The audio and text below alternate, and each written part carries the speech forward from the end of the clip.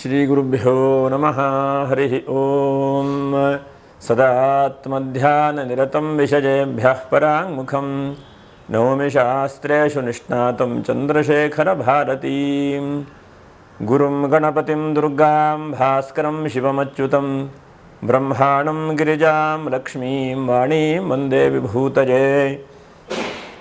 ಓಂ ನಮಃ ಸೂರ್ಯಃ ಪಿತಾಮಹೋ ವ್ಯಾಸಃ ವಸಿಷ್ಠೋ ತ್ರಿಪರಾಶರಃ ಕಶ್ಯಪೋ ನಾರದೋ ಗಾರ್ಗ್ಯಃ ಮರೀಚಿರ್ಮುನಿರಂಗಿರಾಃ ಲೋಮಶಃ ಪೌರುಷಶ್ಚೈವ ಚಪನೋ ಜವನೋ ಭೃಗುಃ ಶೌನಕೋಷ್ಟಾದಶಶ್ಚೇತಿ ಜ್ಯೋತಿಷ್ಶಾಸ್ತ್ರ ಪ್ರವರ್ತಕಾಃ.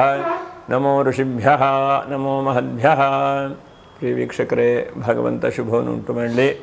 ವಿಶೇಷವಾಗಿ ಶನಿಗ್ರಹದ ಪರಿವರ್ತನೆ ಅಥವಾ ಸಂಚಾರ, ಶನಿಗ್ರಹದ ಗೋಚಾರ ಫಲಗಳನ್ನು ನಾವು ಗಮನಿಸೋಣ. ಮೇಷರಾಶಿಯವರಿಗೆ ಹೇಗಿದೆ? 29/3/2025 ನಿಮಗೆ 7.5 ಶನಿ ಆರಂಭವಾಗ್ತಾ ಇದೆ.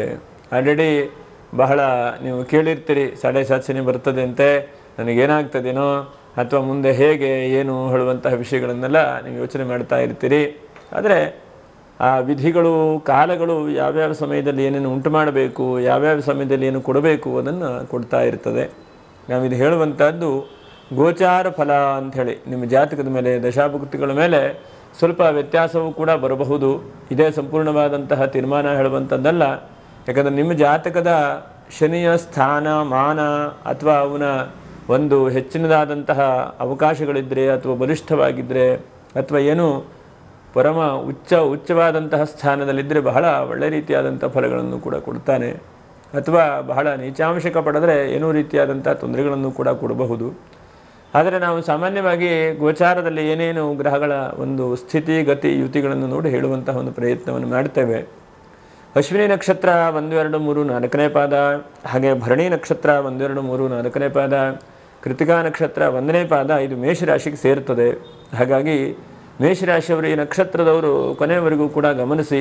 ಯಾಕಂದರೆ 7.5 ಶನಿ ಬಂದ ತಕ್ಷಣವೇ ಏನೋ ಸಮಸ್ಯೆ ಆಗುತ್ತೆ, ಚಿಂತೆ ಆಗತ್ತೆ ಹೇಳೋದಕ್ಕಿಂತನೂ ಆದಷ್ಟು ಧರ್ಮ ಕಾರ್ಯಗಳನ್ನು ಮಾಡಿ ಹೇಳುವಂತಹ ಒಂದು ವಿಷಯಗಳನ್ನು ಜಾಸ್ತಿ ನಿಮಗೆ ಹೇಳ್ತಾ, ಅದರ ಜೊತೆಯಲ್ಲಿ ನೋಡೋಣ ಶನೇಶ್ವರನು ಎಲ್ಲಿದ್ದಾನೆ.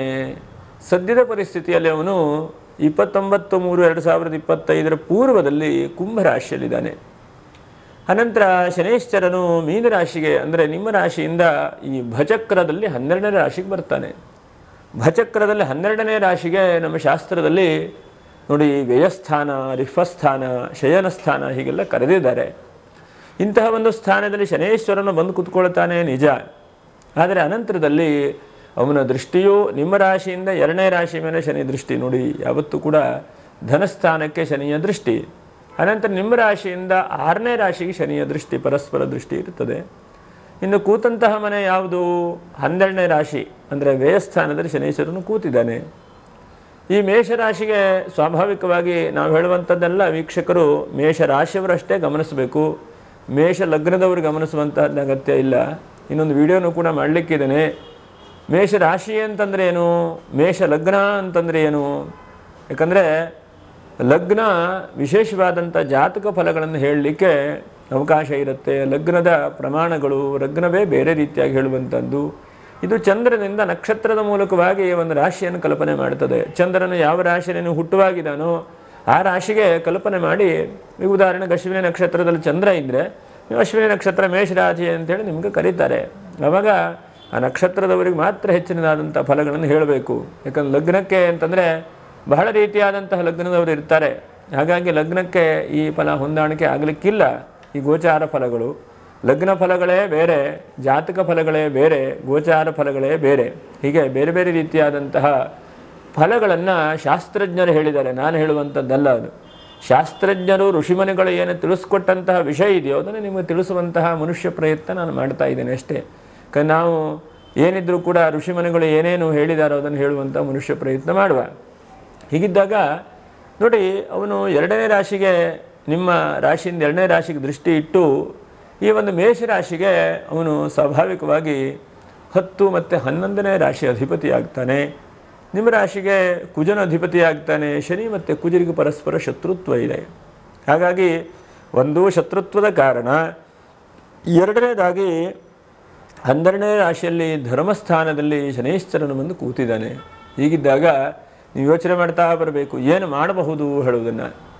ನಾವು ಸ್ವಾಭಾವಿಕವಾಗಿ ಯಾವ್ಯಾವ ಒಳಿತನ್ನು ಉಂಟು ಮಾಡಬಹುದು ಹೇಳುವುದನ್ನು ನಿಮಗೆ ಫಸ್ಟ್ ಹೇಳ್ತೇನೆ. ನಾನು ಫಸ್ಟು ಒಳಿತು ಅಂತಂದರೆ ಜೀವನದಲ್ಲಿ ಎಲ್ಲರೂ ಕೂಡ ಆದಷ್ಟು ಅನುಕೂಲಕರವಾದಂತಹ ಯೋಚನೆಗಳನ್ನೇ ಮಾಡ್ತಾ ಇರ್ತಾರೆ. ಕೆಟ್ಟದ್ದಾಗಲಿ ಅಂತೇಳಿ ನಾವು ಚಿಂತೆ ಮಾಡೋದಿಲ್ಲ, ಯಾರೂ ಚಿಂತೆ ಮಾಡಬಾರದು. ಆದಷ್ಟು ಒಳಿತಾಗತ್ತೆ, ಒಳ್ಳೆಯದಾಗತ್ತೆ, ಇದರಿಂದ ಅಭಿವೃದ್ಧಿಯನ್ನೇ ಭಗವಂತ ದಯಪಾಲಿಸ್ತಾನೆ ಅಂಥೇಳಿ ಯೋಚನೆ ಮಾಡಬೇಕು. ದುಃಖಂ ದಿನೇಶಾತ್ಮಜ ಎಂಬುದಾಗಿ ಗ್ರಂಥಗಳಲ್ಲೆಲ್ಲ ಹೇಳಿದರು. ಅರ್ಥ ಏನು? ದುಃಖಗಳನ್ನು ಶನೈಶ್ಚರನು ನೀಡುತ್ತಾನೆ ಎಂಬುದಾಗಿ. ಆದರೆ ಆ ದುಃಖ ಹೇಳುವಂಥದ್ದು ಮುಂದೆ ಬರುವಂತಹ ಒಳ್ಳೆಯ ಟೈಮಿಗೆ ಅಥವಾ ಮುಂದೆ ಬರುವಂತಹ ಏನೋ ಒಂದು ಉತ್ತಮವಾದಂಥ ಸ್ಥಾನಮಾನಗಳ ಅವಕಾಶಗಳು ಕೂಡ ಆಗಬಹುದು. ಕೇವಲ ದುಃಖ ಅಂದ ತಕ್ಷಣವೇ ಹೆದರ್ಕೊಳ್ಳೋದು, ಚಿಂತೆ ಮಾಡ್ತಾ ಕೂತ್ರೆ ಆಗುವುದಿಲ್ಲ. ಅದಕ್ಕೆ ತಕ್ಕದಾದಂತಹ ಪರಿಹಾರಗಳನ್ನು ಹುಡ್ಕೊಳ್ತಾ ಸಮಸ್ಯೆ ಬರುತ್ತೆ, 2 ಸಲ 2 ಥರ ಯೋಚನೆ ಮಾಡಬೇಕು. ಈ ಸಮಸ್ಯೆ ನಮ್ಮ ಕೈಲಿ ಏನಾದರೂ ಮಾಡಲು ಬಗೆಹರಿಸ್ಲಿಕ್ಕೆ ಸಾಧ್ಯವಾಗತ್ತೋ ಅಥವಾ ಸಮಸ್ಯೆ ನಮ್ಮ ಕೈಲಿ ಏನು ಇಲ್ವಾ ಅಂತ ಯೋಚನೆ ಮಾಡಬೇಕು. ನಮ್ಮ ಕೈಲಿ ಬಗೆಹರಿಸ್ಲಿಕ್ಕೆ ಆಗುವುದಿಲ್ಲ ಅಥವಾ ಈ ಸಮಸ್ಯೆ ಹೇಳುವಂಥದ್ದು ಬಹಳ ಜಟಿಲ ಅಥವಾ ನಮ್ಮ ಪ್ರಾರಬ್ಧ ಕರ್ಮವಶಾತ್ ಇದು ಅನುಭವಿಸ್ಕೊಂಡು ಹೋಗಬೇಕು ಅಂತ ಬಿಟ್ಟುಬಿಡಬೇಕು. ನಮ್ಮ ಕರ್ತವ್ಯವನ್ನು ನಾವು ಮಾಡ್ತಾ ಮುಂದೆ ಹೋಗಬೇಕು. ಹಾಗಾಗಿ ಮೇಷರಾಶಿಯವರಿಗೆ ಸಮಸ್ಯೆಗಳ ಗಂಟೇನೋ ಇದೆ ಅಂತ ಅನ್ನಿಸ್ತಾ ಇದ್ದರೂ ಕೂಡ ಆ ಶನೈಶ್ವರನು 2ನೇ ರಾಶಿ 6ನೇ ರಾಶಿ ದೃಷ್ಟಿಯಿಂದ ಏನೇನು ಫಲಗಳನ್ನು ನೀಡಬಹುದು ಎಂಬುದನ್ನು ನಾವು ಬಹಳ ಸೂಕ್ಷ್ಮವಾಗಿ ಗಮನಿಸೋಣ. ಒಂದು ವಿದ್ಯಾರ್ಥಿಗಳ ಜೀವನದಲ್ಲಿ ಹೆಚ್ಚಿನದಾದಂಥ ಅನುಕೂಲತೆಗಳನ್ನು ಕೊಡ್ತಾನೆ. ಯಾವತ್ತೂ ಇದು ಗಮನಿಸಬೇಕು. ಶನೈಶ್ವರನು ಬಂದರೆ ನಿಮಗೆ ಸ್ವಲ್ಪ ಬಿಸಿ ಮಾಡ್ತಾನೆ. ಅರ್ಧ ವಾರ್ಷಿಕ ಪರೀಕ್ಷೆಯಲ್ಲಿ ಮಾರ್ಕ್ಸ್ ಕಡಿಮೆ ಬರುವಾಗ ಆಗ್ತದೆ. ಆವಾಗ ವಾರ್ಷಿಕ ಪರೀಕ್ಷೆಯಲ್ಲಿ ನೀವು ತುಂಬ ಚೆನ್ನಾಗಿ ಬರೆದು ಎಕ್ಸಾಮಲ್ಲಿ ಪಾಸ್ ಆಗ್ತೀರಿ. ಇಲ್ಲ ಅಂತಾದರೆ ಸಾಧ್ಯವೇ ಇಲ್ಲ ನಿಮಗೆ ಅಲ್ವಾ. ಹಾಗಾಗಿ ಹೆದರಿಕೆ ಉಂಟಾಗ್ತದೆ. ಫಸ್ಟು ಏನಾಗ್ಬಿಡತ್ತಪ್ಪ, ಯಾಕಂದರೆ ಇಲ್ಲೇ ನನಗೆ 35, 25, 40 ಮಾರ್ಕ್ಸ್ ಬಿದ್ದಿದೆ, ಅಲ್ಲಿ ವಾರ್ಷಿಕ ಪರೀಕ್ಷೆಯಲ್ಲಿ ನನಗೆ ಬೀಳಲಿಕ್ಕಿದೆಯಾ, 90, 80, 70 ಮೇಲೆ ಬೀಳಲಿಕ್ಕಿದೆಯಾ ಅಂಥೇಳಿ ನಿಮಗೆ ಮೈ ತಲೆ ಎಲ್ಲ ಬಿಸಿಯಾಗಿ ಓದಲಿಕ್ಕೆ ಕೂತ್ಕೊಳ್ತೀರಿ. ಅಂತಹದ್ದನ್ನು ಶನೈಶ್ವರನು ಉಂಟು ಮಾಡ್ತಾನೆ. ಒಂದು ಹಂತಕ್ಕೆ ಒಳ್ಳೆಯದೇ ಅಲ್ವಾ. ನೀವು ಅರ್ಧ ವಾರ್ಷಿಕ ಪರೀಕ್ಷೆಯಲ್ಲಿ ಚೆನ್ನಾಗಿ ಮಾರ್ಕ್ಸ್ ಬಂದಿದ್ದರೆ ವಾರ್ಷಿಕ ಪರೀಕ್ಷೆಯಲ್ಲಿ ತುಂಬ ಚೆನ್ನಾಗಿ ಆಗಿಬಿಡ್ತಿದ್ರಿ. ಆದರೆ ಹಾಗೆ ಬಿಡುವುದಿಲ್ಲ ಶನೈಶ್ವರನು. ಹಾಗಾಗಿ ವಿದ್ಯಾರ್ಥಿಗಳ ಜೀವನಕ್ಕೆ ಆದಷ್ಟು ಒಳಿತನ್ನು ನೀಡುತ್ತಾನೆ. ಈ ರಾಶಿಯವರು ಯಾರ್ಯಾರು ವಿದ್ಯಾರ್ಥಿಗಳಿದ್ದೀರೋ ಅವರು ಚೆನ್ನಾಗಿ ಓದಿ ಚೆನ್ನಾಗಿ ಅಂಕಗಳನ್ನು ಕೂಡ ಪಡೆದು ಅದರ ಜೊತೆಯಲ್ಲಿ ಜ್ಞಾನದ ವೃದ್ಧಿ ಮಾಡಿ, ಅಂಕ ಬೀಳುವಂಥದ್ದಾಯಿತು, ಅದರ ಜೊತೆಗೆ ಜ್ಞಾನ ಎಲ್ಲ ಕಡೆಗೆ ಹೋದರೂ ವಿದ್ಯಾರ್ಥಿಗಳು ಸದಾಕಾಲ ಓದುತ್ತಾ ಇರುವಂತಹ ಪ್ರಯತ್ನವನ್ನು ಮಾಡಬೇಕು. ಒಂದು ಪೇಪರ್ ಇದ್ದರೂ ಬಿಡಬಾರ್ದು. ಅದು ಏನು ಹೇಳ್ತದೆ, ಏನಾಗುತ್ತೆ, ಯಾವ್ಯಾವ ಸಬ್ಜೆಕ್ಟು ನಮಗೆ ಇದರ ಅವಶ್ಯಕತೆ ಇದೆ ಅಂತಾದರೆ ಖಂಡಿತವಾಗಿ ಓದುವಂತಹ ಪ್ರಯತ್ನವನ್ನು ಮಾಡಬೇಕು ವಿದ್ಯಾರ್ಥಿಗಳ ಜೀವನಕ್ಕೆ ತಕ್ಕ ಮಟ್ಟಿಗೆ ಒಲವನ್ನು ಕೊಡ್ತಾನೆ, ಬೆಳವಣಿಗೆ ಕೊಡ್ತಾ ಮೇಲಕ್ಕೆ ಕರ್ಕೊಂಡು ಹೋಗ್ತಾನೆ, ಒಳ್ಳೇದು ಮಾಡ್ತಾನೆ. 2ನೇದಾಗಿ ಮೇಷರಾಶಿಯವರಿಗೆ ಒಂದು ಆರ್ಥಿಕವಾದಂತಹ ಸುಸ್ಥಿತಿ ಆಗ್ತಾ ಇಲ್ಲ. ಎಲ್ಲೋ ಒಂದು ಕಡೆ ಗಲಾಟ ಆಗುವಂಥದ್ದು, ಎಲ್ಲೋ ಒಂದು ಕಡೆ ಕಿರಿಕಿರಿ ಆಗುವಂಥದ್ದು, ಹಣಕಾಸು ಬರ್ತದೆ ಅಂತಂದರೆ ಆ ಹಣಕಾಸು ಬರದೇ ಇರುವಂಥದ್ದು, ಹೀಗೆಲ್ಲ ಆಗ್ತಾ ಇದೆ ನಿಮಗೆ. ಹಾಗಾಗಿ ಅವನು ಧನಸ್ಥಾನ ನೋಡಲ್ಪಟ್ಟಿದ್ದಾನೆ. ನನ್ನ ಅಭಿಪ್ರಾಯದ ಪ್ರಕಾರ ಶನೈಶ್ಚರನು ಸ್ವಲ್ಪ ಮಟ್ಟಿಗೆ ನಿಮ್ಮವರಿಂದ ಏನಾದರೂ ಹಣಕಾಸಿಗೆ ಅನುಕೂಲ ಆಗಬಹುದು. ನೋಡಿ, ಮೂಲಗಳಲ್ಲಿ ಬರಬಹುದು ಅಂತೇಳಿ ಹೇಳ್ತಾನೆ. 1ನೇದಾಗಿ ನಿಮ್ಮ ಯಾವುದೋ ಒಂದು ಪಿತ್ರಾರ್ಜಿತ ಆಸ್ತಿ ಏನಾದರೂ ಬರುವಂಥ ಸಾಧ್ಯತೆಗಳಾಗ್ತದೆ. ಪಿತ್ರಾರ್ಜಿತ ಆಸ್ತಿ ಹೇಳುವಂಥದ್ದು. 2ನೇದಾಗಿ ಭ್ರಾತೃಸ್ಥಾನ ಅಥವಾ ಕುಟುಂಬ ಸ್ಥಾನ, ನಿಮ್ಮವರು ಯಾರೋ ಒಂದು ಹಂತಕ್ಕೆ ನಿಮಗೆ ಕೊಡಬೇಕು ಹೇಳುವಂಥ ಹಣವನ್ನು ಇಟ್ಟಿದ್ದಾರೆ, ಅದು ನಿಮಗೆ ಬರುವಂಥ ಸಾಧ್ಯತೆಗಳಿದೆ. ಅಥವಾ ನೀವು ಯಾರಿಗೋ ಹಿಂದೆ ಕೊಟ್ಟಿದ್ದೀರಿ, 1 ವರ್ಷ 5 ವರ್ಷ 10 ವರ್ಷದ ಹಿಂದೆ ಯಾರೋ ಒಬ್ಬರಿಗೆ ಹೆಲ್ಪ್ ಮಾಡಿದ್ದೀರಿ, ಅವರು ಕೊಡ್ತಾ ಇಲ್ಲ, ಅವ್ರಿಗೆ ಯಾವುದೋ ಒಂದು ರೀತಿಯಲ್ಲಿ ಅನುಕೂಲಕರವಾಗಿ ಆ ಹಣ ವಾಪಸ್ ಬರುವ ಹಾಗಾಗತ್ತೆ. ಮತ್ತು ಯಾವುದೋ ಒಂದು ಬಿಸ್ನೆಸ್ಸನ್ನು ನಿಮ್ಮ ಹತ್ರ ರನ್ ಮಾಡಲಿಕ್ಕಾಗಲ್ಲ, ಅದನ್ನು ವರ್ಕ್ ಮಾಡಲಿಕ್ಕಾಗಲ್ಲ, ಮುಂದುವರಿಸ್ಕೊಳ್ಲಿಕ್ಕೆ ಆಗಲ್ಲ ಅಂಥೇಳಿ ಅದನ್ನು ನಿಲ್ಲಿಸಿಟ್ಟಿದ್ದೀರಿ ನೀವು, ಆ ಬಿಸ್ನೆಸ್ ಪುನಃ ಚಾಲನೆ ಸಿಗುವ ಹಾಗಾಗತ್ತೆ. ಅಥವಾ ಡಿಜಿಟಲ್ ಮಾರ್ಕೆಟಿಂಗ್ ಇರಬಹುದು, ಅಥವಾ ಯಾವುದೋ ಒಂದು ಇನ್ವೆಸ್ಟ್ ಮಾಡಿದಂತಹ ಯಾವುದೋ ಸ್ಟಾಕ್ ಮಾರ್ಕೆಟ್ ಇರಬಹುದು, ಇಂಥದ್ದೆಲ್ಲ ಹಿಂದೆ ಮಾಡ್ತಾ ಇರುವಂಥದ್ದು ನಾನು ಹೇಳ್ತಾ ಇರುವಂಥದ್ದು. ಅಥವಾ ಮ್ಯೂಚುವಲ್ ಫಂಡ್ ಇರಬಹುದು, ನಿಮ್ಗೆ ಗೊತ್ತಿಲ್ಲದೆ ಇದ್ದಾಗ ಅದು ಅದರ ಪಾಡಿಗೆ ಅದು ಬಡ್ಡಿ ಬಡ್ಡಿ ಬಡ್ಡಿ ಬೆಳೀತಾ ಇರ್ತದೆ, ಅಂತಹ ಹಣಕಾಸು ನಿಮಗೆ ಬರುವಂಥ ಸಾಧ್ಯತೆಗಳು. ಅಥವಾ ಇಲ್ಲೊಂದು LICಗೋ ಎಲ್ಲ ಒಂದು ಕಡೆಗೆ ನೀವು ಚಿಕ್ಕ ವಯಸ್ಸಿನಲ್ಲಿದ್ದಾಗ ಇನ್ವೆಸ್ಟ್ಮೆಂಟ್ ಮಾಡಿರ್ತೀರಿ, ಅದು ನೀವಿದ್ದಲ್ಲಿ ಬರುವಂಥ ಸಾಧ್ಯತೆಗಳು. ಯಾಕಂದರೆ ಕಷ್ಟ ಕಾಲದಲ್ಲಿ ನೀವು ಏನೇನು ಸೇವಿಂಗ್ ಮಾಡಿಟ್ಟಿದ್ದೀರೋ ಅಥವಾ ಪುಣ್ಯ ಇರಬಹುದು ಅಥವಾ ಹಣಕಾಸು ಇರಬಹುದು, ಅದೆಲ್ಲ ನಿಮಗೆ ಕಷ್ಟ ಕಾಲಕ್ಕೆ ಅನುಕೂಲವಾಗುತ್ತದೆ. ಹಾಗಾಗಿ ಹಿಂದಿನ ಕಾಲದಲ್ಲಿ ನೋಡಿ, ಬಂಗಾರವನ್ನು ಕೊಂಡ್ಕೊಂಡು ಇರ್ತಿದ್ರು. ಯಾತಕ್ಕೆ ಅಂತಂದರೆ ಕಷ್ಟ ಬಂದಾಗ ನಮ್ಗೆ ಬಂಗಾರ ಆದರೂ ಕೂಡ ನಮಗೆ ಅವಕಾಶ ಕೊಡುತ್ತದೆ, ಆಶ್ರಯ ಕೊಡ್ತದೆ, ಯಾರ ಹತ್ರ ಹೋಗಿ ಕೈ ಚಾಚಲಿಕ್ಕೆ ಆಗುತ್ತೆ ನಮಗೆ ಕಷ್ಟ ಬಂದಾಗ ಅಲ್ವಾ. ಹಾಗಾಗಿ ಏನೋ ಒಂದು ಹಿಂದೆ ಮಾಡದಂಥ ಹಣಕಾಸು ನಿಮಗೆ ಈ ಒಂದು ಸಮಯದಲ್ಲಿ ಈ 7.5 ಸೇನೆಯಲ್ಲಿ ನಿಮಗೆ ಅವಕಾಶಗಳು ಕೊಡಬಹುದು ಅಂತೇಳಿ ಧೈರ್ಯ ಹೇಳಬಹುದು. ಮತ್ತು ಒಂದು ಸ್ಥಿರವಾದಂಥ ಉದ್ಯೋಗ ಆಗದೇ ಇದ್ದಂಥವರಿಗೆ, ಮೇಷರಾಶಿಯವರಿಗೆ ಉದ್ಯೋಗದ ವಿಷಯದಲ್ಲೇ ಸ್ವಲ್ಪ ಕಿರಿಕಿತಿ. ಒಂದು ಸ್ಥಿರವಾದಂಥ ಉದ್ಯೋಗ ಆಗುವುದಿಲ್ಲ. ಇದ್ದಕ್ಕಿದ್ದ ಹಾಗೆ ಎಲ್ಲೋ ಒಂದು ಕಡೆಗೆ ಸ್ಥಾನಮಾನಗಳು ಸಿಗತ್ತೆ ಅಂದ್ಕೊಳ್ತಾ ಇರ್ತೀರಿ. ರಾಜಕೀಯದವರು ಇರಬಹುದು, ಕೃಷಿಕರಿರಬಹುದು, ಅಥವಾ ಬಿಸ್ನೆಸ್ ಮ್ಯಾನ್ ಇರಬಹುದು. ಈ ರಾಶಿಯವರು ಅಶ್ವಿನಿ ನಕ್ಷತ್ರದವರಿಗೆ ಕనుక ಹೇಗಾಗಿದೆ ಅಂತಂದರೆ ಏನಾಗ್ಬಿಡುತ್ತಪ್ಪ ಹೇಳುವಂತಹ ಒಂದು ಬಹಳ ಯೋಚನೆ ಆಗೋಗಿದೆ ಅಲ್ವಾ. ಹಾಗಾಗಿ ಏನಾಗುತ್ತೆ ಹೇಳುವಂಥದ್ದನ್ನು ಆಗೋದನ್ನು ತಪ್ಪಿಸ್ಲಿಕ್ಕೆ ಯಾರಿಂದನೂ ಕೂಡ ಆಗುವುದಿಲ್ಲ. ಆದರೆ ಅದನ್ನು ಯಾವ ತರಹ ನಾವು ಪರಿಹಾರ ಹುಡ್ಕೊಂಡು ಮುಂದೆ ಹೋಗಬಹುದು, ಮುಂದೆ ನಮಗೆ ಯಾವ ತರಹ ಫೋಕಸ್ ಮಾಡಿಕೊಂಡು ದಾರಿ ಸಿಗಬಹುದು ಹೇಳೋದನ್ನು ನಾವು ಚಿಂತನೆ ಮಾಡಬೇಕು. ಅದಿಲ್ಲ ಅಂತಾದರೆ ಏನೂ ಕೂಡ ಮಾಡಲಿಕ್ಕೆ ಸಾಧ್ಯವೇ ಇಲ್ಲ ನೀವು. ಹಾಗಾಗಿ ಆರ್ಥಿಕವಾದಂಥ ಅನುಕೂಲತೆಗಳನ್ನು ಹಳೆ ರೀತಿಯಾಗಿ ಭಗವಂತ ಕೊಡ್ತಾನೆ. ಅದನ್ನು ಆದಷ್ಟು ಸುರಕ್ಷಿತವಾಗಿ ಇಟ್ಕೊಳ್ಳುವಂತಹ ಪ್ರಯತ್ನವನ್ನು ಮಾಡಿ. ಯಾಕಂದರೆ ಇನ್ನೂ 7.5 ವರ್ಷ 29/3/2025 ಇನ್ನು ಮುಂದೆ ಹಾಗೆ ಲಾಂಗ್ ಟರ್ಮ್ ಇದು, ನಾಳೆಗೆ ನಾಡಿದ್ದೇ ಮುಗಿಯುವಂಥದ್ದಲ್ಲ. ಶನಿಯ ಫಲವೂ ನಿಧಾನವಾಗಿ ಬರುತ್ತೆ, ಶನಿ ಫಲವೂ ಕೂಡ ನಿಧಾನವಾಗಿ ಸಿಗುತ್ತೆ. ಹಾಗೆ ಈ 7.5 ಶನಿಯು ಕೂಡ ನಿಧಾನವಾಗಿ ಒಂದೊಂದಾಗಿ ಹಂತವಾಗಿ ಆಗ್ತದೆ. ಒಂದೇ ದಿವಸಕ್ಕೆ ಯಾವುದೂ ಕೂಡ ಬದಲಾವಣೆ ಆಗುವುದಿಲ್ಲ. ನೀವು ವಿಡಿಯೋ ನೋಡಿದ ತಕ್ಷಣವೇ ನಮ್ಗೆ ಆಗದೇ ಇಲ್ಲ ಅಂತ ಕಾಮೆಂಟ್ ಮಾಡುವಂಥದ್ದಲ್ಲ. ಎಷ್ಟೋ ಸಲ ಈ ಫಲಗಳು ಏನಿದೆಯೋ ಶನೇಶ್ವರನಿಗೆ 2.5 ವರ್ಷದ ಡ್ಯೂರೇಷನ್ ಇಟ್ಕೊಂಡು ನೀವು ಯೋಚನೆ ಮಾಡ್ತಾ ಬರಬೇಕು. ನಾವು ಹೇಳುವಂಥದ್ದು ಅಲ್ಲಿವರೆಗೂ ಕೂಡ ನೀವು ಅವಕಾಶ ಇರ್ತದೆ. ಈ ಮಾಸ ತಿಂಗಳದ ಫಲ ಅಲ್ಲ ಇದು. ಶನೇಶ್ವರನ ಫಲ ಅಂತಂದರೆ ಬಹಳ ನಿಧಾನವಾಗಿ ಆಗುತ್ತೆ. ಶನೈಹಿ ಚರತಿ, ಅವನೇ ನಿಧಾನವಾಗಿ ಹೋಗ್ತಾನೆ, ಫಲವೂ ಕೂಡ ಬಹಳ ನಿಧಾನವಾಗಿ ಆಗ್ತದೆ. ಹಾಗೆ ಮತ್ತೆ ಮೂರನೇದಾಗಿ ಒಂದು ಸ್ಥಿರವಾದಂತಹ ಸಂಪತ್ತನ್ನು ನೀವು ಗಳಿಸಬೇಕು ಅಂಥೇಳಿ ಇಂದು ಪ್ರಯತ್ನ ಮಾಡ್ತಾ ಇದ್ದರೆ ಬಹಳ ಮುಖ್ಯವಾಗಿ ಒಂದು ನನ್ನ ಜೀವನದಲ್ಲಿ ಯಾವುದೋ ಒಂದು ಮನೆ ಕಟ್ಕೊಳ್ಬೇಕು, ಅಥವಾ ನನ್ನ ಜೀವನದಲ್ಲಿ ಒಂದು ಉದ್ಯೋಗ ಸ್ಥಾಪನೆ ಮಾಡಬೇಕು, ಅಥವಾ ನನ್ನ ಜೀವನದಲ್ಲಿ ನಾನು ದೊಡ್ಡ ವ್ಯಕ್ತಿ ಆಗಬೇಕು, ಅಥವಾ ನನ್ನ ಜೀವನದಲ್ಲಿ ಅಟ್ಲೀಸ್ಟ್ ಹೆಲ್ತ್ ಆದರೂ ಕೂಡ ಇಂಪ್ರೂವ್ಮೆಂಟ್ ಮಾಡಿಕೊಳ್ಬೇಕು. ಹೀಗೆ ಯಾವುದೋ ಒಂದು ದೊಡ್ಡದಾದಂತಹ ಗುರಿ ಇದ್ದರೆ ಆ ಗುರಿಯನ್ನು ಭಗವಂತನು ಪೂರ್ವಕವಾಗಿ ಸಪೋರ್ಟ್ ಮಾಡ್ತಾನೆ. ಯಾಕಂದರೆ 6ನೇ ರಾಶಿ ದೃಷ್ಟಿ. ಹಾಗಾಗಿ ಆ ಶತ್ರುತ್ವ ಎಲ್ಲ ದೂರ ಆಗುವಂತಹ ಪರಿಸ್ಥಿತಿಗಳು, ಶತ್ರುಗಳು ಎಲ್ಲೆಲ್ಲಿ ಇರ್ತಾರೋ ನಿಮಗೆ. ಯಾಕಂದರೆ ಮೇಷರಾಶಿಯವರಿಗೆ ಬಹಳ ಒಳ್ಳೆಯ ಮನಸ್ಥಿತಿ ಇರೋದ್ರಿಂದ ಬಹಳ ಶತ್ರುಗಳು ಜಾಸ್ತಿ ಆಗ್ತಾರೆ ನಿಮಗೆ. ನೀವೇನೇ ಮಾಡಲಿಕ್ಕೆ ಹೋಗಿ ಬಹಳ ಶತ್ರುಗಳಾಗ್ತಾರೆ. ನಿಮ್ಮ ಮನಸ್ಥಿತಿ ಹೇಗೆ ಅಂತಂದರೆ ಇನ್ನೊಬ್ಬರಿಗೆ ಒಳ್ಳೇದು ಮಾಡಬೇಕು, ಇನ್ನೊಬ್ಬರಿಗೆ ಕೊಡಬೇಕು, ಇನ್ನೊಬ್ಬರಿಗೆ ಏನಾದ್ರು ನನ್ನ ಕೈಲಾದಂತಹ ಸಹಾಯ ಸಹಕಾರ ಮಾಡಬೇಕು ಹೇಳುವಂಥ ಮನಸ್ಥಿತಿ ಇರೋದ್ರಿಂದ ಎಲ್ಲಿ ಹೋದರೂ ಕೂಡ ಶತ್ರುತ್ವ ಆಗುವಂಥದ್ದು, ಎಲ್ಲಿ ಹೋದರೂ ಕೂಡ ಕಿರಿಕಿರಿ ಆಗುವಂತಹ ಒಂದು ಮನಸ್ಥಿತಿಗಳು ಬಹಳ ಮುಖ್ಯವಾಗಿ ನೀವು ಬರುತ್ತೆ.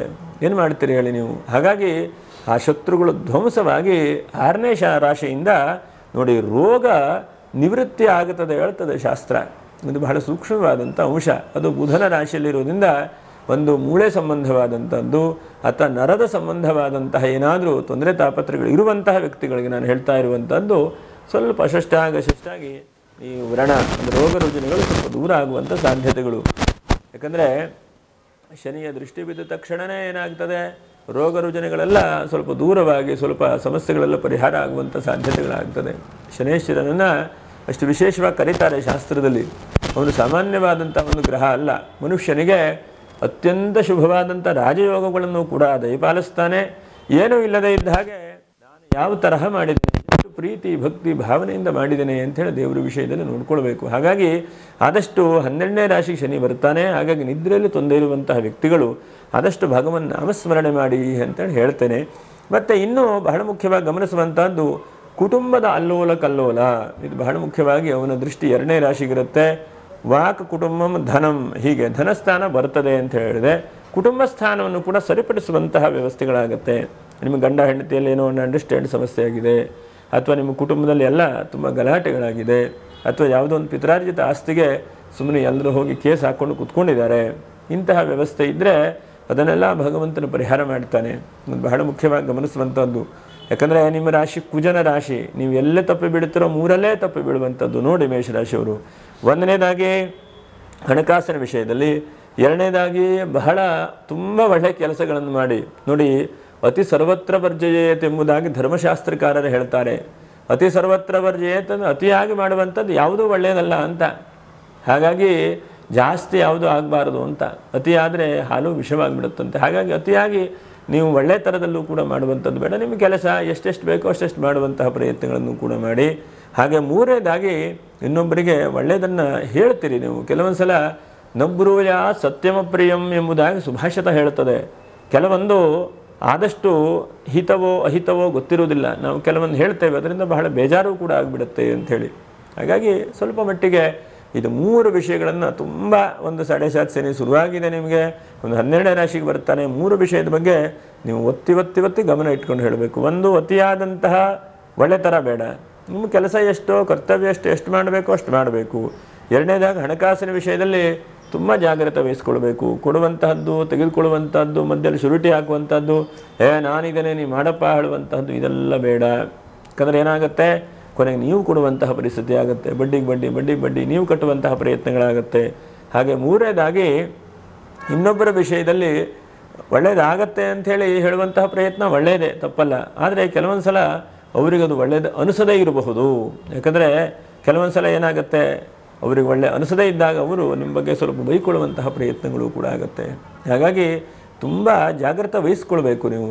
ಇವಾಗೇ 7.5 ಶನಿ ಶುರು ಆಗಿದೆ ಅಂತಂದರೆ, ಇಲ್ಲ ನಾನು ನನ್ನ ಜೀವನದ ನಿಜವಾದಂತಹ ಅವಕಾಶಗಳು, ದಾರಿಗಳು ಪರಮಾತ್ಮ ಕೊಡ್ತಾ ಇದ್ದಾನೆ, ನನ್ನನ್ನು ನಾನು ತಿದ್ದುಕೊಳ್ಳುವಂತಹ ಬಹಳ ಪ್ರಯತ್ನಗಳಾಗಿದೆ. ಪ್ರತಿಯೊಬ್ಬರಿಗೂ ನಾನಿರಬಹುದು, ಇನ್ನೊಬ್ಬರು ಇರಬಹುದು ಅಂತಲ್ಲ. 7.5 ಶನಿ ಆದ ತಕ್ಷಣವೇ ಎಲ್ಲರಿಗೂ ಕೂಡ ನಮ್ಮನ್ನು ನಾವು ತಿದ್ದುಕೊಳ್ಳುವಂತಹ ಪ್ರಯತ್ನಗಳನ್ನು ಶನೀಶ್ವರನು ನೀಡುತ್ತಾನೆ. ಶನೀಶ್ವರ ನಮ್ಮನ್ನು ಎಷ್ಟು ತಿದ್ದುತ್ತಾನೆ ಅಂತಂದ್ರೆ, ಒಂದು ಸಲ 7.5 ಶನಿ ಬಂದು ಹೋದರೆ ನಿಮ್ಮ ನಿಜವಾದಂತಹ ಜೀವನ ಅರ್ಥ ಎಲ್ಲವೂ ಕೂಡ ಗೊತ್ತಾಗೋಗ್ತದೆ ನೋಡಿ. ಯಾಕಂದರೆ ನಿಮಗೆ ಬಹುಶಃ ಚಿಕ್ಕ ವಯಸ್ಸಾಗಿದ್ದರೆ ಗೊತ್ತಾಗಲಿಕ್ಕಿಲ್ಲ, 20 ವರ್ಷ 25 ವರ್ಷ ಆಗಿದ್ದರೆ, ಅಥವಾ ಚಿಕ್ಕ ವಯಸ್ಸಲ್ಲೂ ಶನೀಶ್ವರನ ಪ್ರಭಾವ ಗೊತ್ತಾಗಲಿಕ್ಕಿಲ್ಲ. ಸಾಮಾನ್ಯವಾಗಿ ಒಂದು 22-23 ವರ್ಷದಿಂದ 48-50 ವರ್ಷದ ಒಳಗಡೆಗೆ ಬಂದರೆ ನಿಮಗೆ ನಿಜವಾದಂತಹ 7.5 ಶನಿ ಬಂದಾಗ ಹೇಗಾಗ್ತದೆ ಹೇಳೋದು ಗೊತ್ತಾಗುತ್ತೆ. ಅಥವಾ ನಿಮ್ಮ ಜಾತಕದಲ್ಲಿ ತುಲಾ ರಾಶಿಯಲ್ಲಿ ಏನಾದರೂ ಶನಿ ಇದ್ದು ಉಚ್ಚಾಂಶಕವನ್ನು ಪಡೆದಿದ್ದರೆ ನಿಮ್ಮ ಜೀವನ ಎಲ್ಲೂ ಕೂಡ ಹೋಗಿರುವಂಥ ಸಾಧ್ಯತೆಗಳಿರುತ್ತದು. ಇಲ್ಲ ಅಂತೇನೂ ಕೂಡ ಇಲ್ಲ, ಅವನು ಶುಭ ರಾಜಯೋಗವನ್ನು ಕೂಡ ಕೊಟ್ಟಿರಬಹುದು. ಹಾಗೆ ಅನಂತರದಲ್ಲಿ ಬಹಳ ಮುಖ್ಯವಾಗಿ ಗಮನಿಸುವಂಥದ್ದು ನೋಡಿ, ಏನೇನು ನಿಮ್ಮ ಜೀವನದ ಸ್ವಲ್ಪ ಅಲ್ಲೋಲ ಕಲ್ಲೋಲಗಳಾಗುವಂಥ ಸಾಧ್ಯತೆಗಳು, ಇದರ ಬಗ್ಗೆ ಹುಷಾರಿಕೆ ವಹಿಸ್ಕೊಳ್ಳಿ, ಅದನ್ನು ಹೇಳ್ತೇನೆ. ಒಂದನೇದಾಗಿ ಸ್ಥಾನಭ್ರಂಶ ಎಂಬುದಾಗಿ ಕರೆದಿದ್ದಾರೆ. ಅಂದರೆ ಸ್ವಲ್ಪ ಮನೆ ಚೇಂಜ್ ಮಾಡುವಂಥದ್ದು, ಜಾಗ ಚೇಂಜ್ ಮಾಡುವಂಥದ್ದು ಇಂಥದ್ದು ಆಗಬಹುದು. ಹಾಗಾಗಿ ಅದು ಎಲ್ಲಿ ಅಂತೇಳಿ ಗಟ್ಟಿಯಾಗಿ ಇಟ್ಕೊಳ್ಳಿ. ಯಾಕಂದರೆ ಯಾವುದೂ ಶಾಶ್ವತ ಅಲ್ಲ ಅಂತ ಗೊತ್ತಿದೆ, ಆದರೂ ಕೂಡ ಇರುವವರೆಗೆ ಒಂದು ಉದ್ಯೋಗ, ಒಂದು ವಾಸ ಮಾಡಲಿಕ್ಕೆ ಮನೆ, ಒಂದು ಜೀವನಕ್ಕೆ ಬೇಕಾಗ್ತದೆ. ಹಾಗಾಗಿ ಅದನ್ನೆಲ್ಲ ಆದಷ್ಟು ಗಟ್ಟಿ ಇಟ್ಕೊಳ್ಳುವಂಥ ಪ್ರಯತ್ನವನ್ನು ಮಾಡಿ, ಆದರೂ ಸ್ಥಾನಭ್ರಷ್ಟ ಮಾಡುವಂಥ ಪ್ರಯತ್ನ ಮಾಡ್ತಾನೆ. ಹಾಗೆ ಎರಡನೇದಾಗಿ ಆದಷ್ಟು ಈ ವಾಹನಗಳು ಮತ್ತು ಕೋರ್ಟು ಕಚೇರಿ ಕಾನೂನು ಸಂಬಂಧವಾದಂಥದ್ದು ಮತ್ತು ಶಾರೀರಿಕವಾಗಿ ದಿಢೀರ್ನೆ ಏನಾದ್ರು ಒಂದು ತೊಂದರೆ ಬರುವಂಥದ್ದು, ಈ ವಿಷಯದಲ್ಲಿ ಸ್ವಲ್ಪ ಎಮರ್ಜೆನ್ಸಿಯಾಗಿ ಏನಾದ್ರು ಫಂಡನ್ನು ಇಟ್ಕೊಳ್ಳಿ. ಎಷ್ಟೊತ್ತಿಗೆ ತೊಂದರೆ ಯಾರಿಗೂ ಗೊತ್ತಿಲ್ಲ. ಅದು 7.5 ಶನಿ ಬಂದಾಗ ಇನ್ನೂ ಸ್ವಲ್ಪ ತೊಂದರೆ ತಾಪತ್ರೆಗಳು ಬರುವಂಥ ಸಾಧ್ಯತೆಗಳಿರುತ್ತೆ. ಹಾಗಾಗಿ ಒಂದು ಸ್ವಲ್ಪ ಕಷ್ಟಕ್ಕೆ ಬೇಕಾದರೆ ಅಂಥೇಳಿ ಹಣ ಇಟ್ಕೊಂಡಿರುವಂಥದ್ದು. ಎಲ್ಲ ಒಂದು ಕಡೆ ಹೋಗಿರ್ತೇವೆ, ಗಾಡಿ ಚೆನ್ನಾಗಿರುತ್ತೆ, ಎಲ್ಲ ನಿಲ್ಲಿಸ್ಕೊಂಡಿರುತ್ತೆ, ಎಲ್ಲದೂ ಆಗಿರುತ್ತೆ, ಯಾರೋ ಬಂದು ಗಾಡಿ ಟಚ್ ಮಾಡಿ ಗ್ಲಾಸ್ಗೆ ಸಲ ಹೊಡೆದು ಹೋಗಿಬಿಡ್ತಾನೆ. ಅವಾಗ ಎಮರ್ಜೆನ್ಸಿಯಾಗಿ 2,000-3,000 ಮತ್ತೆ ಎಲ್ಲೋ ಬಸ್ಸಿಗೋ ಗಾಡಿಗೋ ಕೊಟ್ಟು ನಾವು ಹೋಗಬೇಕಾಗುತ್ತೆ, ಅನಿವಾರ್ಯವಾಗುತ್ತೆ. ಅದು ಯಾರಿಗೆ ಕಲ್ಪನೆ ಇರುತ್ತೆ ಅಂಥೇಳಿ ಒಂದು ಕಡೆ ಸರಿಯಾಗಿ ಪಾರ್ಕಿಂಗ್ ಮಾಡೇ ಹೋಗಿರ್ತೀರಿ. ಇದೆಲ್ಲ ಉದಾಹರಣೆ ಹೇಳ್ತೇನೆ. ಎಷ್ಟೋ ಸಲ ನಾವು ಉದಾಹರಣೆ ಹೇಳಿದಾಗ ಅರ್ಥ ಆಗದೇ ಇರಬಹುದು, ಅಥವಾ ಇವರು ಏನಪ್ಪ ಈ ಥರ ಅರ್ಥ ಹೇಳ್ತಾರೆ ಅಂತ ಆಗ್ಬೋದು ನಿಮಗೆ.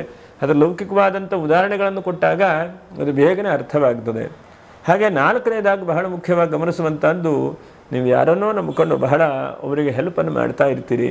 ಅವರು ದಿಢೀರ್ನ ಉದಾಹರಣೆಗೆ ಯಾರೊಬ್ಬರ ಜೊತೆಗೆ ಪ್ರೈವೇಟ್ ಕಂಪ್ನಿ ಕೆಲಸಕ್ಕೆ ಹೋಗ್ತಾ ಇರ್ತೀರಿ. ಅವರು ದಿಢೀರ್ನ ನಾಳೆ ಬರೋದು ಬೇಡಪ್ಪ, ನಾನು ಬೇರೆಯವ್ರಿಗೆ ನೋಡ್ತೇನೆ ಅಂತ ಹೇಳ್ತಾರೆ. ಅಥವಾ ನಿಮಗೆ ನೀವೇ ಒಂದು ಕಾನೂನಿನಲ್ಲಿ ಒಂದು ಬ್ಯಾಂಕ್ ಕೆಲಸನೋ ಬೇರೆದೇನೋ ಮಾಡ್ತಾ ಇರ್ತೀರಿ, ನಿಮ್ಮ ಹತ್ರ ಫೈಲ್ ಯಾವಾಗೂ ಬರ್ತಾ ಇರ್ತದೆ. ಅವ್ರು ಬಂದವ್ರು, ಇಲ್ಲಪ್ಪ ಈ ಫೈಲ್ ಬೇಡ, ನೀವು ಅವರಿಗೆ ಅದನ್ನು ತಲುಪಿಸಪ್ಪ ಅಂತೇಳಿ ಹೇಳಿಬಿಡ್ತಾರೆ. ನಾಳೆಯಿಂದ ನಿಮ್ಮ ಕಥೆ ಏನು, ನಿಮ್ಮ ಜೀವನದ ಆಧಾರ ಏನು, ಹಣಕಾಸಿನ ವ್ಯವಸ್ಥೆ ಏನು ಅಂತೇಳಿ ನೀವು ಬಹಳ ಮುಖ್ಯವಾಗಿ ಯೋಚನೆ ಮಾಡಬೇಕಲ್ವ. ಹಾಗಾಗಿ ಅಂತಹ ಯೋಚನೆ ಮಾಡುವಂಥ ಸ್ಥಿತಿಯನ್ನು ನಿಮಗೆ ಶನೀಶ್ವರನು ಕೊಡ್ತಾನೆ. ಹಾಗಾಗಿ ನೀವು 1-2 ಇನ್ಕಮ್ ಸೋರ್ಸನ್ನು ಜಾಸ್ತಿ ಹುಡ್ಕೊಳ್ಳುವಂತಹ ಪ್ರಯತ್ನವನ್ನು ಮಾಡಬೇಕು. ಇದೇ ಸದಾಕಾಲ ನೀರು ಬಂದ ಹಾಗೆ ಒಂದು ಉದ್ಯೋಗ ನಡೀತದೆ ಹೇಳುವಂಥದ್ದಿಲ್ಲ. ಇವತ್ತು ಮಾರ್ಕೆಟಿಂಗು, ಬಿಸ್ನೆಸ್ಸು ಯಾವ್ಯಾವುದೆಲ್ಲೆಲ್ಲೋ ಕೂಡ ಹೋಗ್ತಾ ಇದೆ. ಹಾಗಾಗಿ ನೀವು ಇನ್ನೊಂದಕ್ಕೂ ಕೂಡ ಇದು ಇಲ್ಲದೇ ಇದ್ದರೆ ನನಗೆ ಹೇಗೆ ನಾಳೆಗೆ, ಅವನು ಕರೆಯದೇ ಇದ್ದರೆ ನಾಳೆಗೆ ಹೇಗೆ ಹೇಳುವುದನ್ನು ಕೂಡ ಯೋಚನೆ ಮಾಡ್ತಾ ಇರಬೇಕು. ಇದು ಬಹಳ ಮುಖ್ಯವಾಗಿ ಗಮನಿಸುವಂಥದ್ದು. ಇದೆಲ್ಲ ನಿಮಗೆ ನಾನು ಹೇಳಿದರೆ ಕೆಲವು ಜನಕ್ಕೆ ಬೇಜಾರು ಕೂಡ ಆಗಬಹುದು, ಕೆಲವು ಜನಕ್ಕೆ ದಾರಿಯೂ ಕೂಡ ಆಗಬಹುದು. ಹಾಗೆ ಅನಂತರದಲ್ಲಿ 6ನೇದಾಗಿ ಬಹಳ ಮುಖ್ಯವಾಗಿ ಗಮನಿಸುವಂಥದ್ದು ನೋಡಿ, ನಿಮಗೆ ಗುರುವಿನ ಬಲ ಶನಿ ಬಲ ಇದ್ದಾಗ ಆಗಲಿಲ್ಲ ವಿವಾಹಾದಿಗಳು ಅಂತಂದರೆ, ಈ ಸಮಯದಲ್ಲಿ 7.5 ಶನಿ ಬಂದಾಗ ವಿವಾಹಕ್ಕೆ ದಾರಿ ಕೊಡ್ತಾನೆ ಶನೀಶ್ವರನು. ಇದು ಬಹಳ ಮುಖ್ಯವಾಗಿ ಗಮನಿಸಬೇಕು.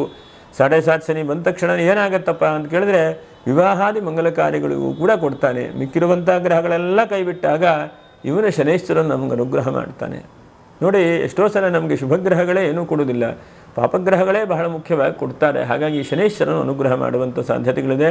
ವಿವಾಹಕ್ಕೆ ಪ್ರಯತ್ನಗಳನ್ನು ಮಾಡಿ, ಆರಂಭದ ದಿವಸದಲ್ಲಿ ಹೇಗೂ ಕೂಡ ಗುರು ಇರ್ತಾನೆ ನಿಮಗೆ. ಹಾಗೆ ಈ ಶನೇಶ್ವರನ ನಂಬಿ ವಿವಾಹಾದಿ ಮಂಗಲ ಕಾರ್ಯಗಳನ್ನು ಕೂಡ ಪ್ರಯತ್ನ ಮಾಡಿ. ಮತ್ತು ಹಳೆಯ ವಾಹನಗಳ ವಿಷಯದಲ್ಲಿ ಏನಾದರೂ ಮಾರುವಂಥದ್ದು, ಕೊಂಡುಕೊಳ್ಳುವಂತಹದ್ದು ಇಂಥ ಅವಕಾಶಗಳನ್ನು ಶನೇಶ್ವರ ನೀಡುತ್ತಾನೆ. ಶನೇಶ್ವರನಿಗೆ ನೋಡಿ ಕಾರಕ ವಸ್ತುಗಳು ಯಾವುದು? ಒಂದು ಕಬ್ಬಿಣ. ಹಾಗಾಗಿ ಕಬ್ಬಿಣದಲ್ಲಿ ಏನಾದರೂ ಬದಲಾವಣೆ ಆಗುವಂಥ ಅವಕಾಶಗಳನ್ನು ಕೊಡ್ತಾನೆ. ಎರಡನೇದಾಗಿ ಹಳೆಯದಾದಂತಹ ವಸ್ತುಗಳನ್ನು ಚೇಂಜ್ ಮಾಡುವಂತಹದ್ದು. ಮೂರನೇದಾಗಿ ಲೋಹಗಳು, ಬೆಳ್ಳಿ, ಬಂಗಾರ, ತಾಮ್ರ, ಹಿತ್ತಾಳೆ ಇಂತಹ ವಸ್ತುಗಳೇನಾದರೂ ಇದ್ದರೆ ಅದನ್ನೆಲ್ಲ ಬದಲಾವಣೆ, ಪರಿವರ್ತನೆ, ಸ್ವಚ್ಛ ಮಾಡುವಂಥದ್ದು ಹೀಗೆಲ್ಲ ಕೊಡ್ತಾನೆ. ಹಾಗೆ ಸ್ಥಾನ ಭ್ರಷ್ಟ. ಹಾಗೆ ಕೃಷಿಯಲ್ಲಿ ಏನಾದರೂ ಕೂಡ ಕೃಷಿ ಮತ್ತು ವಾಣಿಜ್ಯ ವ್ಯಾಪಾರ ವ್ಯವಹಾರಗಳಲ್ಲಿ ಏನಾದರೂ ಕೂಡ ನಿಮಗೆ ಹಿಂದೆ ಏನಾದರೂ ಸಮಯ ಇದ್ದರೆ, ಅದು ತೊಂದರೆ ಇದ್ದರೆ ಅದಕ್ಕೂ ಕೂಡ ಸರಿ ಮಾಡುವಂಥದ್ದು ಮಾಡ್ತಾನೆ. ಹೀಗೆಲ್ಲ ಅವನ ನಿಮ್ಮ ಜೀವನದಲ್ಲಿ ಯಾವ್ಯಾವ ತರಹ ದಾರಿಗೆ ಅವನು ಕರ್ಕೊಂಡು ಹೋಗ್ತಾನೆ ಹೇಳುವುದನ್ನು ನೀವು ಸ್ವಲ್ಪ ಕಾದು ನೋಡಬೇಕು. ತೊಂದರೆಗಳೇ ಆಗ್ತಾ ಇದೆ ಅಂತಂದರೆ ಆ ತೊಂದರೆಗೆ ಈ ನಾವು ಮುಂದೆ ಹೇಳಿದಂತಹ ಪರಿಹಾರಗಳನ್ನು ಕೂಡ ಮಾಡುವಂತಹ ಪ್ರಯತ್ನಗಳನ್ನು ಮಾಡಬೇಕು. ಇಲ್ಲ ನನಗೆ ಒಳ್ಳೆಯದಾಗ್ತಾ ಇದೆಯಪ್ಪ ನೋಡಿ, ಶುಭವಾದಂಥ ಫಲಗಳು, ಒಳ್ಳೆಯ ಆರ್ಥಿಕವಾಗಿ ಅನುಕೂಲ ಆಗ್ತಾ ಇದೆಯಪ್ಪ, ನಾನು ಕೋರ್ಟು ಕೇಸಲ್ಲಿ ಜಡ್ಜ್ಮೆಂಟ್ ಏನೋ ಬರ್ತದೆ, ನನ್ನ ಕಡೆಗೆ ಬಂತಪ್ಪ, ನನಗೂ ಅನುಕೂಲ ಆಯ್ತಪ್ಪ, ಹಾಗೆ ಅನಂತರ ಏನೂ ಇಲ್ಲ, ನನಗೆ ಚೆನ್ನಾಗಿರುವಂಥ ಬಿಸ್ನೆಸ್ ನಡೀತಾ ಇದೆ, ಹೀಗೆಲ್ಲ ನಡೀತಾ ಇದ್ದರೆ ಸಂತೋಷವೇ. ಯಾಕಂದರೆ ಸಂತೋಷ ಇದ್ದಾಗ ಯಾರೂ ಕೂಡ ಚಿಂತೆ ಮಾಡೋದಿಲ್ಲ. ಅದು ಡಿಸ್ಟರ್ಬ್ ಇದ್ದಾಗ, ಸಮಸ್ಯೆಗಳಿದ್ದಾಗ ಮುಂದಿನ ಪರಿಹಾರಗಳನ್ನು ಕೂಡ ಮಾಡಿಕೊಳ್ಬೇಕು. ಮತ್ತು ಪರಿಹಾರಗಳೇನು ಎಂಬುದನ್ನು ಹೇಳ್ತಾನೆ ನೋಡಿ. ಅಶ್ವಿನಿ ನಕ್ಷತ್ರ 1, 2, 3, 4ನೇ ಪಾದ. ನೀವೆಷ್ಟು ಸಾಧ್ಯ ಆಗುತ್ತೋ ಅಷ್ಟು ನಮ್ಮಲ್ಲಿ ನೋಡಿ ಈಶ್ವರ ಸಂಭೂತ ಶನೇಶ್ವರ ಎಂಬುದಾಗಿ ಹೇಳ್ತೇವೆ. ಹಾಗಾಗಿ ನೀವೆಷ್ಟು ಸಾಧ್ಯ ಆಗುತ್ತೋ ಅಷ್ಟು ನಮಃ ಶಿವಾಯ, ನಮಃ ಶಿವಾಯ, ನಮಃ ಶಿವಾಯ, ನಮಃ ಶಿವಾಯ ಹೀಗೆ ಶಿವನ ನಾಮಸ್ಮರಣೆನೇ ಮಾಡಬೇಕು. ಎಷ್ಟು ಸಾಧ್ಯ ಆಗುತ್ತೋ ಅಷ್ಟು. ಸಂಧ್ಯಾಕಾಲ ಆದರೆ ಶಿವನಿಗೆ ಬಹಳ ಒಳ್ಳೆಯದು. ಇಂತಹ ಸಂಧ್ಯಾಕಾಲದಲ್ಲಿ ಶಿವನ ನಾಮಸ್ಮರಣೆ, ಜಪ, ಪ್ರಾರ್ಥನೆ, ನಮಸ್ಕಾರಗಳನ್ನು ಮಾಡ್ತಾ ಹೋದರೆ ನೀವು ಬಹಳ ಉತ್ತಮವಾದಂಥ ಫಲಗಳನ್ನು ಶನೇಶ್ವರ ನೀಡುತ್ತಾನೆ. ಹಾಗಾಗಿ ನೀವು ಗಾಬರಿ ಬೀಳೋದು ಬೇಡ. ಅಶ್ವಿನಿ ನಕ್ಷತ್ರದವರು ಈಶ್ವರ ಆರಾಧನೆಯನ್ನು ಮಾಡಿ, ಮತ್ತು ಎಲ್ಲ ನಿಮ್ಮ ಮನೆ ಹತ್ತಿರದಲ್ಲಿ ಒಂದು ಈಶ್ವರ ದೇವಸ್ಥಾನ ಇದ್ದರೆ ಈಶ್ವರನಿಗೆ ಅಭಿಷೇಕ, ಪೂಜೆ, ನಮಸ್ಕಾರ, ಪ್ರಾರ್ಥನೆ ಮಾಡಿ. ಇದರಿಂದ ಬಹಳ ಒಳ್ಳೆಯದಾಗ್ತದೆ. ಇನ್ನು ಭರಣಿ ನಕ್ಷತ್ರ. ಭರಣಿ ನಕ್ಷತ್ರದವರಿಗೆ ಈಗ ತಲೆ ಎಲ್ಲಾಡ್ತಾ ಇದೆ, ಎಂತ ಮಾಡಬೇಕು ನಿಮ್ಗೆ ಗೊತ್ತಾಗ್ತಾ ಇಲ್ಲ. ನೀವು ಒಂಥರ ಅಥೋಭ್ರಷ್ಟ ಇಥೋಭ್ರಷ್ಟ, ಅಲ್ಲೂ ಇಲ್ಲ ಇಲ್ಲೂ ಇಲ್ಲ ಹೇಳುವಂಥ ಪರಿಸ್ಥಿತಿಯಲ್ಲಿ ಇದ್ದೀರಿ. 50-50 ಥರ ಇದ್ದೀರಿ ನೀವು. ಹಾಗಿದ್ದಾಗೂ ಕೂಡ ಎಲ್ಲಿ ಉಮಾಮಹೇಶ್ವರ ದೇವಸ್ಥಾನ ಇರುತ್ತೋ ಅಥವಾ ಅರ್ಧನಾರೀಶ್ವರ ದೇವಸ್ಥಾನ ಇರುತ್ತೋ ಅಂತಹ ಜಾಗಕ್ಕೆ ಹೋಗಿ ಶಿವನಿಗೆ ನೋಡಿ ದುರ್ಗೆಯನ್ನೂ ಪೂಜೆ ಮಾಡಿ, ಶಿವನನ್ನು ಪೂಜೆ ಮಾಡಿ, ಉಮಾಮಹೇಶ್ವರ ದೇವರನ್ನು ಪೂಜೆ ಮಾಡಿ. ಉಮಾಮಹೇಶ್ವರ ದೇವರು ನಮಗೆ ಬಹಳ ಉತ್ತಮವಾದಂಥ ಫಲಗಳನ್ನು ಕೂಡ ನೀಡ್ತಾನೆ. ಇನ್ನು ಕೃತಿಕಾ ನಕ್ಷತ್ರ 1ನೇ ಪಾದ. ನೀವು ಎಷ್ಟಿದೆಯೋ ಅಷ್ಟು ಅಗ್ನಿಯ ಆರಾಧನೆಯನ್ನು ಮಾಡಿ. ಎಲ್ಲಿ ಯಜ್ಞ ಜಾಗಗಳು ನಡೀತದೆಯೋ ಅಲ್ಲಿ ಹೋಗಿ ನಿಮ್ಮ ಕೈಲಿ ಆದಂಥ ಸಹಾಯವನ್ನು ಮಾಡಿ. ಅಥವಾ ನಿಮಗೆ ಸಾಧ್ಯ ಆದರೆ ಶನಿ ಶಾಂತಿಯನ್ನು, ಶನಿ ಜಪವನ್ನು, ಶನಿ ಪ್ರಾರ್ಥನೆಯನ್ನು, ಶನೇಶ್ವರನ ಕುರಿತು ನಮಸ್ಕಾರವನ್ನು ಮಾಡಿ. ಯಾಕಂದರೆ ಆ ಭಗವಂತನಿಗೆ ಆದಷ್ಟು ಈ ಸಮಯದಲ್ಲಿ ಈ ರಾಶಿಯವರು ಧರ್ಮ ಕಾರ್ಯಗಳನ್ನು ಜಾಸ್ತಿ ಮಾಡಿ. ಶನೇಶ್ವರನು ಸದಾಕಾಲ ಯಾರು ಜಪ ಮಾಡ್ತಾರೋ, ಸದಾಕಾಲ ಯಾರು ಒಳ್ಳೆ ರೀತಿಯಾದಂಥ ಚಿಂತನೆ ಮಾಡ್ತಾರೋ, ಸದಾಕಾಲ ಯಾರು ಭಗವಂತನನ್ನೇ ಸದಾಕಾಲ ದೇವಸ್ಥಾನ ಪ್ರದಕ್ಷಿಣೆ ಮಾಡೋದು, ನಮಸ್ಕಾರ ಮಾಡೋದು, ಆರಾಧನೆ ಮಾಡೋದು ಇಂಥದ್ದನ್ನೆಲ್ಲ ಮಾಡಿದಾಗ ಸಜ್ಜನರ ಸಹವಾಸ, ಒಳ್ಳೆ ರೀತಿಯಾದಂಥ ಕಥಾಶ್ರವಣ ಮಾಡುವಂಥದ್ದು, ಭಾಗವತದ ಪಾರಾಯಣ ಮಾಡುವಂಥದ್ದು, ಪ್ರತಿನಿತ್ಯವೂ ಕೂಡ ವಿಷ್ಣು ಸಹಸ್ರನಾಮ ಪಾರಾಯಣ ಮಾಡುವಂಥದ್ದು, ಶಮಿ ವೃಕ್ಷದ ಪ್ರದಕ್ಷಿಣೆ ಮಾಡುವಂಥದ್ದು, ಮತ್ತು ಶಿವನನ್ನು ಅಥವಾ ರುದ್ರಾಕ್ಷಿಯನ್ನು ಸದಾಕಾಲ ಧಾರಣೆ ಮಾಡುವಂಥದ್ದು. ಶಿವಲಿಂಗವನ್ನು ಕೂಡ ಹಾಕ್ಕೊಳ್ತಾರೆ, ರುದ್ರಾಕ್ಷಿಯನ್ನು ಧಾರಣೆ ಮಾಡ್ತಾರೆ. ಅಂಥವರಿಗೆ ಶನೇಶ್ವರನು ಮುಟ್ಟುವುದಿಲ್ಲ ಎಂಬುದಾಗಿ ಶಾಸ್ತ್ರಗಳಲ್ಲಿ ಹೇಳ್ತದೆ. ನಿಮಗೂ ಕೂಡ ಅವಕಾಶಗಳಿದ್ದರೆ ಅದನ್ನೆಲ್ಲ ಮಾಡ್ತಾ ಬನ್ನಿ. ಯಾಕಂದರೆ ಮುಂದೆ ಇನ್ನೂ ಕೂಡ 7.5 ವರ್ಷಗಳ ಅವಕಾಶಗಳಿದೆ, ದಾರಿಗಳಿದೆ. ಅಲ್ಲಿ ಹೇಗೆ ಯಾವ್ಯಾವ ದಾರಿಗಳು ಬರುತ್ತೋ ನನಗೂ ಗೊತ್ತಿಲ್ಲ, ನಿಮಗೂ ಕೂಡ ಗೊತ್ತಿರಲಿಕ್ಕಿಲ್ಲ. ಹಾಗಾಗಿ ನಾವು ಆದಷ್ಟು ಭಗವನ್ ನಾಮಸ್ಮರಣೆ ಮಾಡ್ತಾ ಆ ದಯಾಳುವಾದಂಥ ಕರುಣಾಮಯಿಯಾದಂಥ ಶನೇಶ್ವರನು ನಮ್ಮೆಲ್ಲರೂ ಕೂಡ ಅನುಗ್ರಹ ಮಾಡಲಿ, ಆಶೀರ್ವಾದ ಮಾಡಲಿ ಅಂಥೇಳಿ ಆ ಪರಮಾತ್ಮನಲ್ಲಿ ಪ್ರಾರ್ಥನೆ ಮಾಡೋಣ. ಲೋಕಾ ಸಮಸ್ತ ಸುಖಿನೋ ಭವಂತು, ಸಮಸ್ತ ಸನ್ಮಂಗಲಾನೇ ಭವಂತು.